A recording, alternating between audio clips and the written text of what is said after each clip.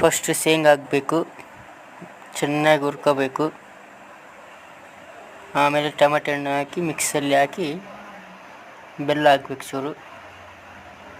ಆಮೇಲೆ ಒಂದು ಕಡಾಯಲ್ಲಿ ಎಣ್ಣೆ ಹಾಕ್ಕೋಬೇಕು, ಸಾಸಿವೆ, ಕರಿಬೇವು, ಬೆಳ್ಳುಳ್ಳಿ ಹಾಕಿ ಚೆನ್ನಾಗಿ ತಿರುಗಬೇಕು. ಆಮೇಲೆ ಅರಿಶಿಣ, ಖಾರ ಪುಡಿ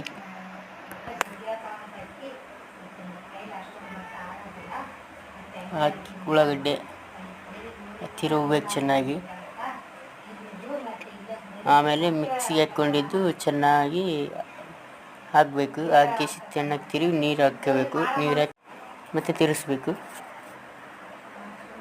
ಆಮೇಲೆ ಒಂದು 5 ನಿಮಿಷ ಕುದಿಯೋಕ್ಕೆ ಬಿಡಬೇಕು. ಉಪ್ಪು ರುಚಿಗೆ ತಕ್ಕಷ್ಟು ಉಪ್ಪು ಹಾಕ್ಕೊಳ್ಳಿ. ಆಮೇಲೆ ಕುದಿದ ನಂತರ ಟೇಸ್ಟ್ ನೋಡಿ. ಆಯ್ತು, ಉತ್ತರ ಕರ್ನಾಟಕ ಶೇಂಗಾ sambar ready. Subscribe and comment, like me.